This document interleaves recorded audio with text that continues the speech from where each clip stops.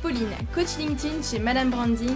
Bienvenue sur le podcast Bien dans mon business, votre dose hebdomadaire de joie, d'énergie et de bonne humeur, où chaque semaine, je vous livre les clés pour booster votre énergie et votre entreprise. J'espère que vous êtes bien installés, c'est parti!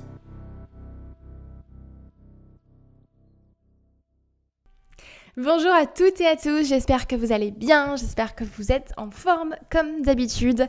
Aujourd'hui, nouvel épisode de Bien dans mon business. On va parler ensemble de temps, de gestion du temps quand on est entrepreneur, quand on est indépendant, dirigeant d'entreprise, dirigeante. C'est une grande question. Moi, je sais que la gestion du temps, c'est un gros challenge pour moi et je suis tout le temps en train d'optimiser ce que je mets en place dans mon planning, d'optimiser la manière dont je travaille, etc. Et du coup, je sais que c'est une grande problématique également que vous avez, vous, de votre côté, puisque j'ai été très surprise quand j'ai publié ma story. Alors du coup, c'était hier soir, donc le 5 octobre, parce qu'on est le 6 aujourd'hui à l'heure où j'enregistre ce podcast. J'ai été très surprise quand je vous ai demandé du coup quels étaient vos challenges de gestion du temps, d'avoir énormément de réponses de votre part. Donc comme quoi, c'est quelque chose qui vous touche et qui touche beaucoup d'indépendants.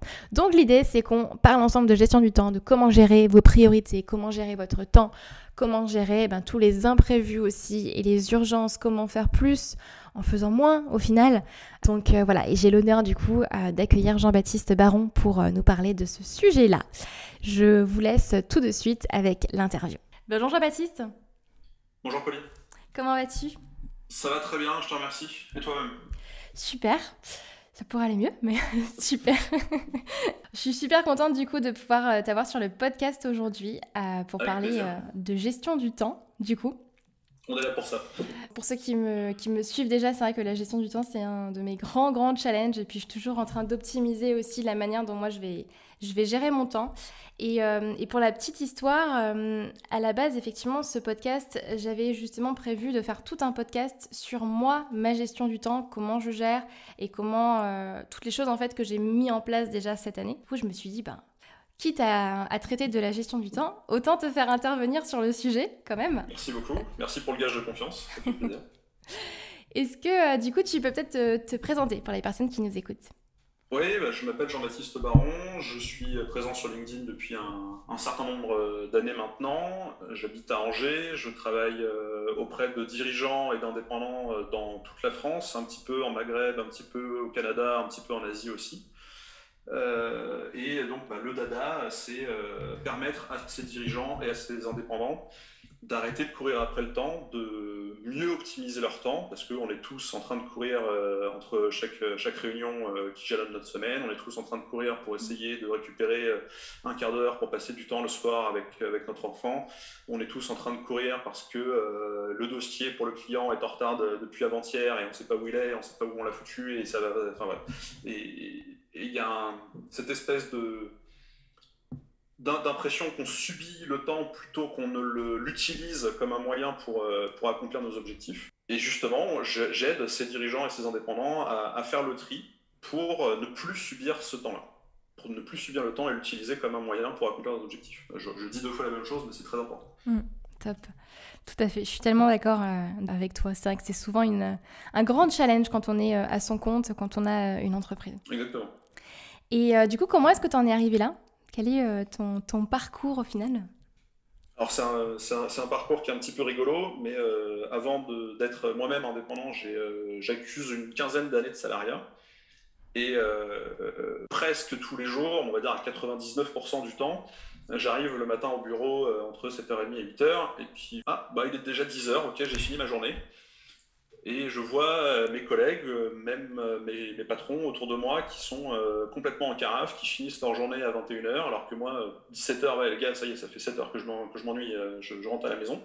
Alors évidemment, je ne le disais pas comme ça, mais je le vivais assez mal parce que je ne voulais pas passer pour la personne qui travaillait plus vite ou mieux ou quoi aux caisses. Je ne voulais surtout pas dire ça y est, j'ai fini, donnez-moi en plus, j'ai faim, parce que ça peut tomber dans des écarts de management un peu délicats, mais ça m'a interrogé autant dans les toutes petites structures dans lesquelles j'ai pu bosser, dans des startups, que dans des très grands groupes, pour ne pas les nommer, notamment Vinci Construction et EDF. Et à un moment donné, je me suis dit, est-ce qu'il y a un marché, entre guillemets, sur cette question de gestion du temps où les gens n'ont même plus la possibilité de se poser ne serait-ce que 2 minutes pour essayer de prendre un petit peu de recul sur justement leurs objectifs, sur leurs actions au cours de la journée.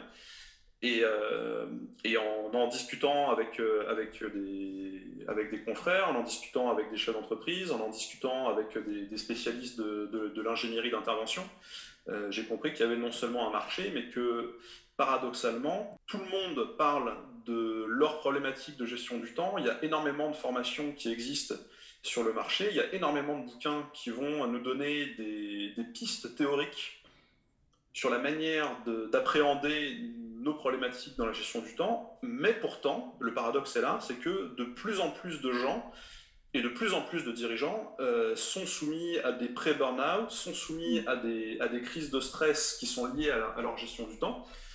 Et donc, moi, je fais ce rapprochement à dire la théorie des bouquins et des formations, c'est une très bonne chose, mais tant qu'on ne permet pas de donner un corps aux enjeux de la personne, à ses objectifs, à cette personne-là, avec cette théorie, il n'y a pas de match, et vous pouvez lire tous les bouquins que vous voulez, tant que vous ne prenez pas ce recul-là, et tant qu'il n'y a pas un vrai coaching au sens limite sportif du terme, vous pourrez être le meilleur de votre profession, vous ne pourrez pas être le meilleur n'importe où, et certainement pas dans votre gestion du temps, parce que ce n'est pas votre profession de départ. Je donne un exemple que je me garde sous le pied parce que je l'aime bien, mais un jour je vais écrire là-dessus. Je pense que tout le monde connaît Nadal. Rafael Nadal, c'est juste un petit tennisman tout caca, tout miteux. Bon, évidemment c'est faux, c'est le meilleur tennisman du monde. Mais moi, limite, j'en ai marre de le voir parce qu'à chaque fois qu'il touche une balle, c'est magique, quoi. Enfin, c'est un type qui transforme la terre battue en or quand il y est. Et pourtant, il a un coach. Il a un coach, c'est son oncle Tony. Et son oncle Tony, c'est une brêle absolue en tennis. Mais pourtant, Tony fait bosser Raphaël de telle sorte que Raphaël arrive à se dépasser et donc arrive à devenir ce meilleur tennisman. Et Raphaël tout seul ne serait pas capable, ou en tout cas pas autant capable, de se donner la structure et la rigueur et l'entrain à faire tous les entraînements qu'il fait pour être le numéro 1 mondial. Indépendamment qu'il soit peut-être très bon tout seul, il est devenu meilleur grâce au recul que lui apporte son coach. Et ce qui marche en sport marche dans beaucoup d'autres domaines. Et la gestion du temps, on est tous conscients que on est débordé, ceci, cela. Mais tant qu'on n'a pas la possibilité de prendre ce petit recul ou ce petit pas de côté, c'est très difficile d'articuler la théorie des fameux bouquins et des fameuses formations qui valent des fortunes par ailleurs. Pas les bouquins, mais les formations, et notre quotidien. Je suis tout à fait d'accord. Et j'aime bien effectivement l'analogie que tu fais avec le coaching sportif, parce que c'est exactement ça. C'est de l'entraînement aussi après.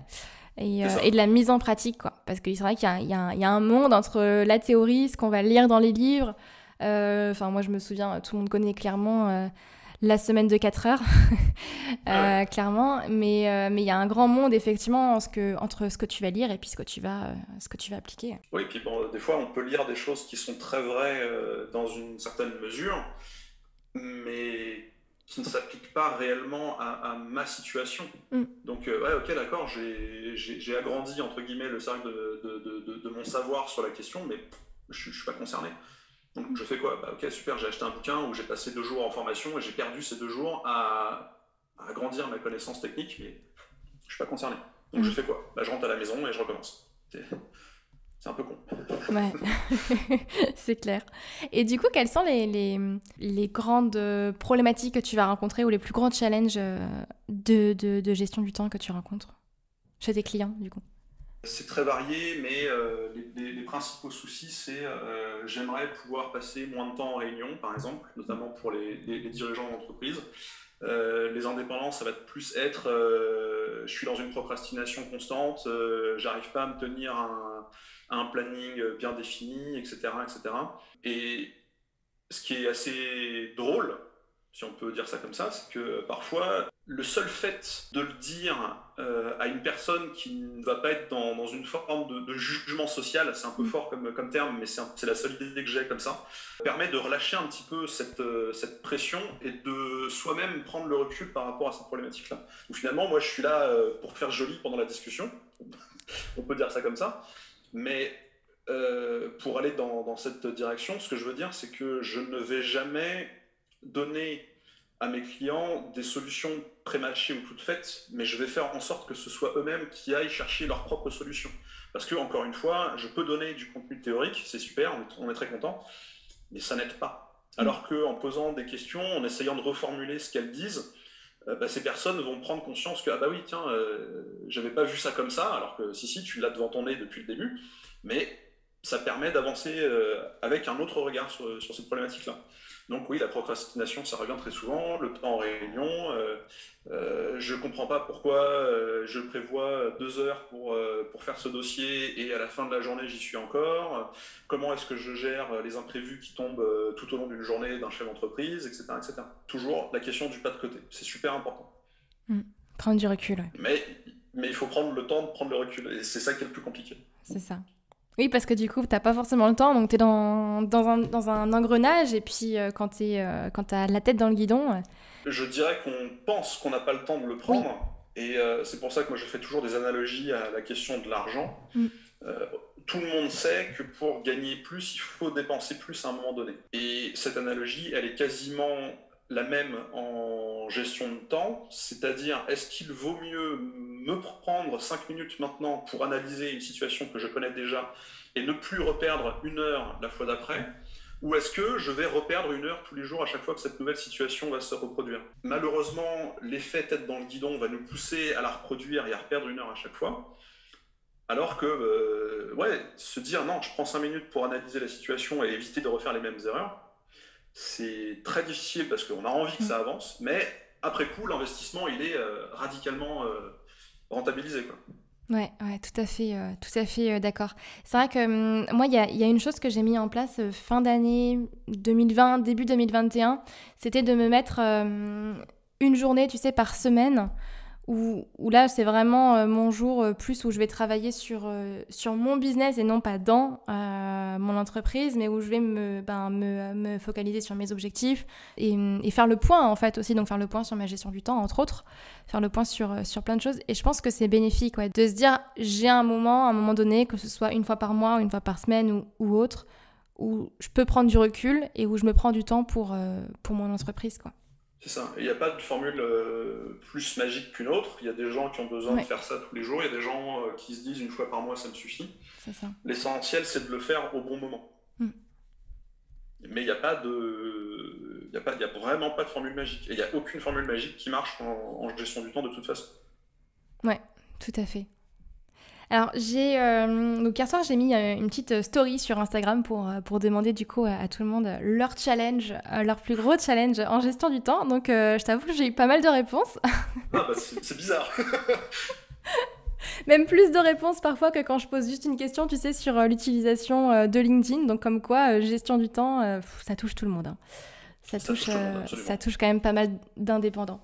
Et par exemple, tu vois, j'ai Claire qui répond et qui a une problématique que moi j'avais et que j'ai encore de temps à autre, c'est comment effectivement gérer ces temps de production, ces temps de prospection, ces temps de comptabilité, parce qu'au final quand on est indépendant, on est un peu multicasquette, forcément, on a la com, le marketing, la vente, la prospection, la compta, l'administratif, etc.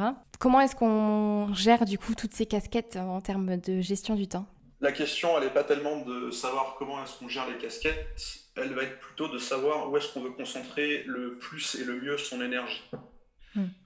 Et alors moi tout de suite, l'instinct théorie, ça va être de dire attention, on peut appliquer la loi de Laborit, qui est de privilégier en début de journée les tâches qui nous rebutent le plus, pour privilégier en deuxième partie de journée les tâches qu'on adore faire.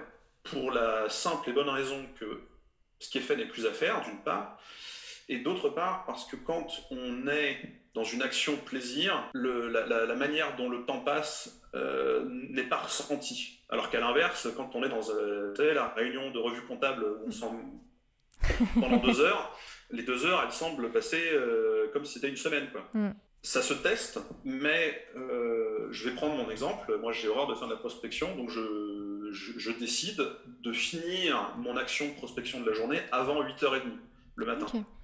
Ce qui veut dire que je considère que ma journée de travail est terminée à 8h30 le matin, c'est quand même plutôt pas mal. Et tout le reste, à quelques exceptions près, du style imprévu ou du style les revues comptables, etc., mais tout le reste se vivra beaucoup moins de manière subie et beaucoup plus de manière plaisir, parce que je suis avec mes clients, parce que j'écris mes prochaines publications, parce que j'ai un temps libre, je vais pas reprendre la prospection, je l'ai fait ce matin, je vais pouvoir prendre mon bouquin, je vais pouvoir aller faire mon footing, etc. Les fameux avantages de la vie d'indépendant, c'est trop rare pour qu'on oublie de les citer. C'est vrai. mais il faut tester et se dire, ok, dans une semaine, quelles sont les tâches que j'aime le moins que je dois faire, combien de temps a priori ça peut me prendre, et on va tester le fait de le faire à un moment donné où ce sera fait et donc plus à faire, et aussi pendant combien de temps on le fait. Si on se dit je programme 3 heures de compta par semaine pour ma gestion administrative, c'est peut-être pas la meilleure chose à faire, et encore moins de le faire le samedi sur le comptoir de la cuisine. Ouais. Si on se dit j'ai une demi-heure de compta à faire toutes les semaines et qu'on le fait le lundi matin, terminé. Enfin, il n'y a même pas de débat. C'est pas, on va pas passer la semaine à se dire ce week-end il faut que je fasse ma compta. Et ce qu'il faut se dire, c'est qu'on a le droit de se faire plaisir aussi dans la manière dont on organise notre temps, indépendamment des contraintes entre guillemets qu'on doit de toute façon tous faire. Il y a aussi des manières de tricher. La compta, c'est quelque chose qu'on peut tout à fait déléguer à un expert qui coûte en fin de compte pas si cher que ça à l'année. Ça doit être quelque chose de l'ordre de 1 500 €. 1 500 € hors taxe, pour ne pas avoir à subir entre guillemets ces exercices-là et à se les fader le samedi matin sur le comptoir de la cuisine. Je pense que ça vaut le coup. Peut-être que d'autres le verront d'une manière différente, mais voilà, il y a tout un travail de se poser des questions sur à quel moment je serai le plus efficace à faire ça, à quel moment je vais pouvoir m'en délester et à quel moment je peux ne pas le faire parce que j'ai pas envie d'investir autant de temps par rapport à l'argent que ça pourrait me coûter. Ouais, tout à fait. Donc ce qui est fait n'est plus à faire. Ça, de toute façon, c'est la règle. Et plus vous mettrez en début de journée ce qui vous rebute, oui, d'accord, c'est chiant, on se lève, ça, ouais. À la fin, c'est bon, ta journée est libre et tu fais ce que tu veux. Moins les imprévus. Mais les imprévus, c'est un autre sujet. Justement, tiens, comment est-ce qu'on gère les imprévus ? Comment est-ce que tu intègres justement les imprévus dans la gestion du temps ? Ça, c'est pour moi un grand challenge, tu vois, par exemple. Moi, c'est un sujet que j'adore parce que quand les gens me disent « Ouais, mais bon, voilà, il m'arrive plein d'imprévus. » Ok. Est-ce que tu as prévu ? Comment ça s'est fait ? Comment as-tu rempli, entre guillemets, ton agenda de la journée ou de la semaine ? Avec quels objectifs ? Et généralement, là, ça grince un peu des dents parce que les gens se rendent compte que, ouais, effectivement, ma journée n'était peut-être pas très bien organisée en amont. Si tu n'es pas capable de maîtriser ce qui est prévisible, comment veux-tu maîtriser quoi que ce soit qui soit imprévisible ? C'est impossible. Enfin, voilà, c'est même pas mathématique, c'est juste impossible. Alors, ça ne veut pas dire que les imprévus ne tombent pas et ça ne veut pas dire qu'il faille les traiter au moment où ça arrive.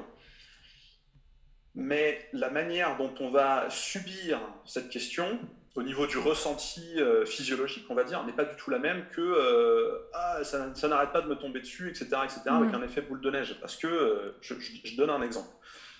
Aujourd'hui, j'ai prévu de parler avec Pauline entre 11h et midi, mais je me suis laissé un temps, entre guillemets, tampon, entre midi et 14h30 avant mon prochain rendez-vous. Et si quelque chose d'imprévu devait m'arriver à 10h30, soit j'adresse ce problème en disant je verrai à midi parce que j'ai un temps tampon exprès pour ça, soit ça n'est pas possible, et auquel cas je demande à Pauline est-ce que nous pouvons décaler d'1 heure notre rendez-vous parce que j'ai un imprévu. Et cette posture n'est pas du tout la même, mais parce que je me suis organisé en amont, que de dire ça me tombe dessus, j'en ai marre, et puis je vais encore y passer la journée, etc. Alors, je clichette et je caricaturise, mais c'est simplement pour comprendre que cette organisation-là, elle n'est de toute façon pas à temps perdu, parce que ce temps tampon, justement, que j'ai prévu après notre entretien, va me servir, au meilleur des cas, à manger, va me servir peut-être à faire une petite sieste, va me servir peut-être à lire un peu mon bouquin, ou à gérer les fameux imprévus qui vont se glisser de toute façon dans mon emploi du temps. Mais plus je vais, entre guillemets, blinder en avance des espaces exprès pour ça, moins je vais les subir. Donc tu te mets en fait des moments dans la semaine où tu sais que c'est vide, c'est blanc pour gérer justement ces imprévus potentiels qui peuvent arriver. Sauf que je les laisse pas blancs. Ok. Et c'est un peu la grande erreur que les gens font, c'est de dire ouais, ok, tiens, j'ai un rendez-vous de 9h à 11h et puis j'ai un autre truc à midi, donc je vais laisser blanc entre 11h et midi. Vous êtes certain qu'il va se passer un truc. Il va se passer un truc.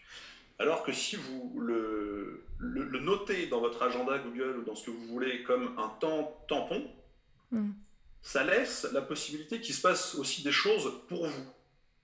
Moi, les 3/4 de mes temps tampons, on va dire à la journée, c'est du temps pour moi.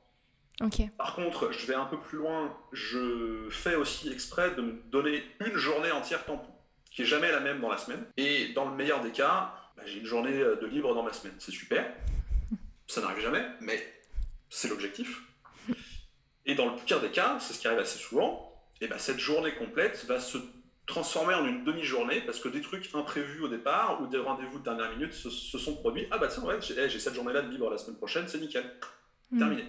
Ça ne veut pas dire que c'est une formule magique, encore une fois, qui marche pour tout le monde, mais c'est votre tempérament, votre manière d'arriver à vous projeter dans le futur et votre manière de vouloir gérer vos objectifs qui vont vous donner des indications sur la manière dont vous voulez organiser votre temps et justement, entre guillemets, compartimenter les choses de telle sorte que les imprévus ne prennent pas tant de place que ça. Il y a des imprévus qui sont ingérables en une demi-journée ou en une demi-heure, c'est pas la question. Mais ça ne se vivra pas de la même manière que celle que vous avez l'habitude de vivre. Ça, c'est clair. C'est vrai. Et tu peux aussi, à la rigueur, aussi même choisir de les déléguer, ces imprévus-là. Quand c'est possible, ouais, ça dépend de l'imprévu. Parce que te manger un accident de voiture, par exemple, c'est pas vraiment quelque chose que tu peux déléguer. On est d'accord. Et ça arrive. Ouais, c'est clair. C'est clair. Mais c'est vrai que, tu vois, par exemple, quand on est indépendant ou même dirigeant, d'ailleurs, on se dit effectivement, on est à notre compte, on est entre guillemets libre, donc on a le choix au final de s'organiser comme on veut, mais c'est quand même assez facile au final de tomber dans le côté inverse et de se surcharger au final et de mettre tellement de choses qu'au final on n'a plus ce côté indépendant et ce côté libre. C'est tout le paradoxe de la liberté, c'est que comme on est libre de faire ce qu'on veut, on est libre de dire oui à tout ce qui nous intéresse. Et donc, on est libre de se surcharger sans forcément avoir la petite voix du patron derrière qui nous dit voilà, attention, attention, attention. Je n'ai jamais connu de patron qui disait attention, tu te surcharges trop, mais c'est mais oui, il y a cette idée que comme on est indépendant, on est toujours à la recherche du client d'après, ce qui est de toute façon une posture assez saine. Dans la mesure où il ne faut jamais chercher à se reposer sur nos lauriers. Mais on a tendance à oublier ce que signifie notre engagement auprès de ces nouveaux clients. Et quand je dis oui à un 13e client ou à un 14e, alors que ma manière de gérer mon temps ne me permet que d'en gérer 10, je risque fortement de saloper complètement la relation que j'ai avec 14 clients et perdre 14 clients d'un coup. Parce que je suis éclaté, parce que je ne suis pas productif correctement, parce que je suis en retard dans les dossiers que je dois leur envoyer ou leur fournir, enfin, raison X ou Y.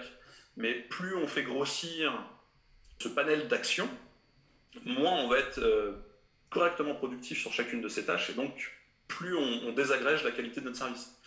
Moi, je préfère avoir 10 clients ultra satisfaits avec un super rendement, entre guillemets, dans la manière dont ils vont parler de moi et de générer d'autres clients derrière, que de dire oui à un 11e et de tout foutre par terre. Et ça, ce sont des choses qui doivent aussi se réfléchir un petit peu en amont, un petit peu dans cette posture de recul. Et c'est jamais facile de dire non, j'arrête, parce qu'un nouveau client, techniquement, ça se refuse pas. Mais mieux vaut se protéger et le protéger lui en disant non, pas tout de suite, pour raison X ou Y. On en reparle dans 2 mois, ou on en reparle dans 2 semaines, ou on en reparle dans 2 ans, mais quelle que soit l'échéance de temps que vous donnez, moi d'expérience, c'est pas tant une question de gage de qualité un petit peu à la maçon qui est surdébordé pendant 6 mois, ça veut dire qu'il bosse beaucoup, donc ça veut dire qu'il est apprécié, qu'il fait du bon boulot, mais c'est plus du point de vue du client, c'est de dire je suis entre guillemets valorisé dans ma demande, et le prestataire ou l'indépendant auquel je fais appel veut me donner quelque chose de qualitatif et ne va pas me dire oui tout de suite pour ne pas s'aborder le travail. Alors tous ne réfléchissent pas comme ça parce que tous veulent un truc tout de suite maintenant, mais en l'argumentant comme ça, je pense que l'oreille se tend d'une autre manière. Ouais, tout à fait. Ouais. Et c'est vrai que c'est pas facile de dire non, d'apprendre déjà à dire non. Moi, c'est un gros challenge aussi pour moi, mais Oui, j'apprends petit à petit, ouais. C'est des normal. tempéraments, on va dire.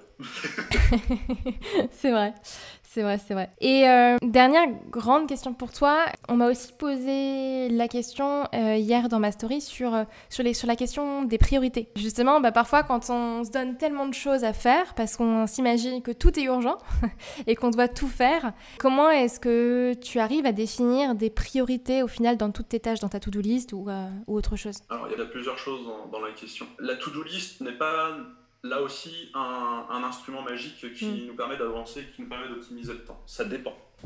Bon, ça pourra faire l'objet d'un autre commentaire, mais c'est très important. Parce que justement, la to-do list donne une pression. Et oh là là, j'ai encore 10 trucs à faire, oh là là, j'en peux plus, etc., etc. Et puis finalement, on coche une case et puis il y en a 3 de plus qui retombent. Enfin, ça peut très bien marcher pour des personnes qui ont besoin de beaucoup de rigueur, mais ça ne peut pas marcher pour tout le monde. Deuxièmement, la question est-elle plus sur la question des priorités? On voit, à ce que je disais plus haut, sur la question des objectifs. À partir du moment où tu n'as pas déterminé ce que tu voulais pour aujourd'hui, que tu n'as pas déterminé ce que tu voulais pour cette semaine, que tu n'as pas déterminé ce que tu voulais pour ce mois-ci, tes priorités, elles se mélangent les unes avec les autres. Ouais. Et tu ne fais pas de lien entre priorité numéro 1. Alors attends, est-ce que c'est lié avec aujourd'hui? Non? Bon, ok. Est-ce que c'est lié avec cette semaine? Oui? Ok. Bon, on va la mettre cette semaine. Priorité numéro 2, journée, semaine, mois. Priorité numéro 3, journée, semaine, mois. Ok, encore une fois, ça demande du temps, ça demande de la pratique, mais il n'y a pas d'autre méthode, entre guillemets, plus efficace que de remettre, on va dire entre gros guillemets, de confronter ses priorités par rapport aux objectifs dans le temps. Parce que des priorités, on en a tous, mais est-ce que je vais passer 1 heure à traiter une priorité qui était en fait à régler pendant 3 jours? Parce que des fois, elle me tombe dessus et c'est le nouveau truc, donc il faut que je m'en occupe tout de suite. On est souvent là-dedans.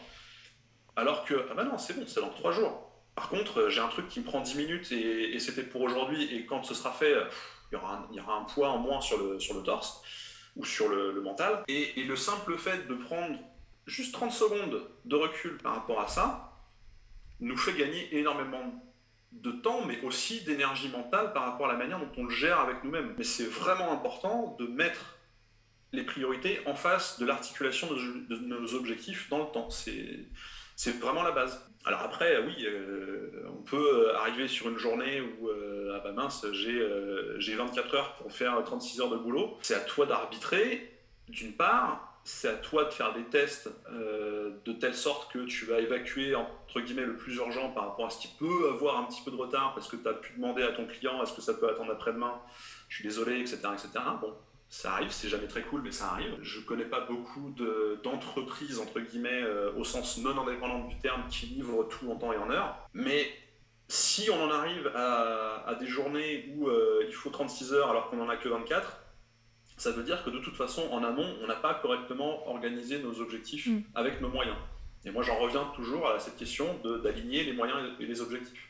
Donc, si on a fait l'erreur une fois, bon bah ok, on apprend de nos erreurs, on fait comme on peut, on en chie un petit peu pendant 2 ou 3 jours, et la semaine d'après, attention, faire un petit pas de recul. Est-ce que je suis vraiment capable de dire oui à tout ça, ou est-ce que je dois dire non pour préserver la qualité de ce que je donne à mon client, ou de ce que je dois faire de manière personnelle ou quoi? On peut être membre d'une association, on peut faire du bénévolat, on peut faire plein de choses à côté.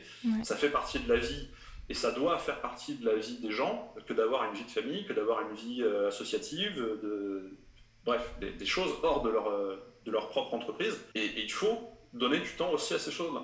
Et des fois, bon, peut-être tout se croise un peu mal, mais on doit pouvoir y arriver. Tout à fait. J'aime beaucoup le fait que tu raccroches ça effectivement aux objectifs.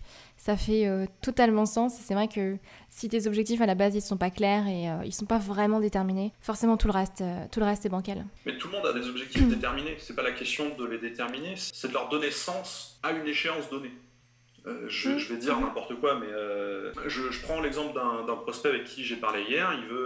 Il veut développer une application sur téléphone pour que les gens discutent entre eux. Alors, c'est un truc qui est très rigolo, qui a l'air assez sympa. Son objectif, c'est de faire en sorte que l'application soit développée du mieux possible et que les gens la téléchargent et l'utilisent. Et sauf que raccrocher à une question d'échéance de temps, c'est un flou absolu. Il n'a pas dit « Ok, aujourd'hui, je vais avancer sur ce sujet-là. Cette semaine, avec mes équipes, on va avancer sur ça. Et à la fin du mois, on aura obtenu ça. » Là déjà, c'est un peu plus concret et on a un peu plus tendance à ordonner les actions concrètes vers ces objectifs au jour le jour, à la semaine, au mois le mois. Et puis après, dans le meilleur des cas, on travaille la question au trimestre ou à l'année ou aux 5 ans ou aux 10 ans ou à vie. Voilà, quand j'arrive à commencer à travailler les questions d'objectifs à vie avec mes clients, c'est qu'ils sont au-dessus de la stratosphère, c'est très bien. Mais il faut commencer par le commencement de toute façon. Okay. Donc les objectifs, on en a tous, mais c'est entre guillemets, les extraire de notre tête et les impliquer dans des échéances de temps. Et c'est à partir de là qu'on peut commencer à ordonner les choses beaucoup mieux. Et que ce soit plus précis, du coup. Exactement. Ouais, tout à fait. Ok, super. Et alors du coup, on arrive à la fin de cet épisode de podcast. En général, moi, j'aime bien finir mes épisodes sur quelque chose de concret. Alors, t'as donné plein d'exemples très concrets, donc c'est génial. Merci d'ailleurs pour ça. Mais quelque chose, en fait, d'actionnable pour les gens qui nous écoutent et qui peuvent, du coup, mettre en pratique, tu vois, dès aujourd'hui, par exemple. Quel serait, pour toi, le premier pas ou la première chose que les gens peuvent mettre en place pour apprendre à mieux gérer leur temps? Je vais rester sur cette idée de donner une échéance concrète aux objectifs. Ouais. L'objectif peut être une énorme montagne, à la rigueur on s'en fout, mais dans ce cas-là, puisque c'est une énorme montagne, on va la placer à une échéance en termes d'années. Maintenant, c'est pas parce que c'est une grande montagne, je pense que tout le monde visualise plus ou moins l'Everest et la manière dont on grimpe l'Everest. On commence pas au niveau de la mer et puis allez, je prends mon sac à dos et puis j'ai 8800 mètres. Non, il y a quelques petites étapes intermédiaires. On s'arrête un petit peu sur le bord du chemin, on souffle un coup, on pollue aussi autour accessoirement parce que sinon c'est pas drôle. Voilà, petite boutade pour faire plaisir. Il y a des chemins d'étapes. Donc, votre objectif, entre guillemets, final, c'est la grosse montagne. Dites-vous, ok, étape un petit peu en dessous, en échelle de mois, et ça va être ça. Étape un peu en dessous, en échelle de semaine, ça va être ça. Étape à échelle de jours, ça va être ça. Et plus vous allez réussir à découper consciencieusement et efficacement chacune de ces étapes, plus vos journées feront sens dans la recherche de l'accomplissement de cet objectif. Si vous prenez votre sac à dos, votre piolet, que vous allez chercher le haut de la montagne, vous allez vous casser la gueule au bout de 2 mètres. C'est évident. Par contre, si vous vous dites, ok, je fais 3 pas. Très bien. Le lendemain, 3 pas. Très bien. Et il va y avoir des tempêtes, il va y avoir des pluies, vous allez vous faire attaquer par des mouettes, vous allez... bref, on s'en fout.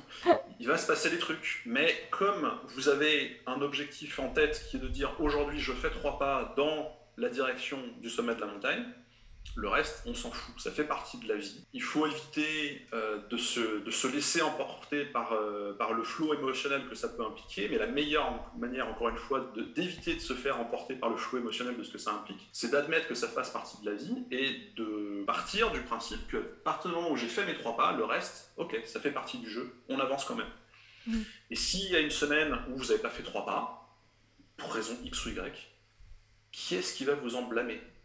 Qui est-ce qui va vous dire « Ah, t'es qu'une grosse merde ?» Ça ne marche pas comme ça. On s'en fout. Vous avez le droit de vous arrêter, vous avez le droit de profiter du paysage, vous avez le droit de profiter du chemin que vous avez accompli et de dire « c'est bon, on a fait les 1000 premiers pas, je pose mon cul un petit peu et je profite. » Parce que je suis fier de ce que j'ai fait, je suis fier de ce que j'ai fait avec mon équipe, je suis fier de ce que j'ai fait avec mes clients. Et j'ai le droit de prendre aussi du temps pour moi, pour souffler un peu et pour me réénergiser pour les 1000 pas d'après. Et il faut. Et il faut. C'est essentiel. Super. C'est très pertinent, effectivement, et ça en aidera plus d'un. Parce qu'effectivement, quand j'ai posé cette story hier, je me suis dit « Ouh là là !» En fait, effectivement, c'est très général. Ça touche tout le monde. Merci en tout cas. Où est-ce qu'on peut te retrouver, Jean-Baptiste ? Vous pouvez me retrouver 100% sur LinkedIn. Je n'ai pas de compte Instagram, je suis désolé. Mais vous pouvez me retrouver sur LinkedIn. Je publie au moins 2 fois par semaine sur, pour le coup, un peu plus de théorie que de pratique, mais je parle un peu des expériences de mes clients, je change généralement tout le temps le prénom et de temps en temps le sexe aussi, donc ça fait rigoler tout le monde. Mais voilà, venez lire ce que je vous propose, vous pouvez venir me poser des petites questions, je ne mords pas. Et tu fais de bonnes vidéos d'ailleurs. Merci beaucoup. Top. Bah écoute, merci beaucoup d'être intervenu sur le podcast et puis je te souhaite une belle journée et à très vite. À très bientôt. Et voilà, cet épisode de podcast est terminé. J'espère qu'il vous aura plu et j'espère sincèrement en tout cas que vous allez pouvoir mettre des choses en place dans votre gestion du temps, dans votre gestion de votre planning, dans votre organisation. C'est vrai que souvent c'est un grand challenge, une grande question. Et puis n'hésitez pas à aller suivre Jean-Baptiste sur LinkedIn. Vous aurez le lien directement dans la description de ce podcast. Voilà, et puis si vous avez aimé cet épisode de podcast, n'hésitez pas à me mettre 5 étoiles sur Apple Podcast et puis un petit commentaire, ça me fera très plaisir et puis ça aidera le podcast à se faire connaître. Et on se retrouve la semaine prochaine pour une nouvelle interview de Bien dans mon business. Bye bye.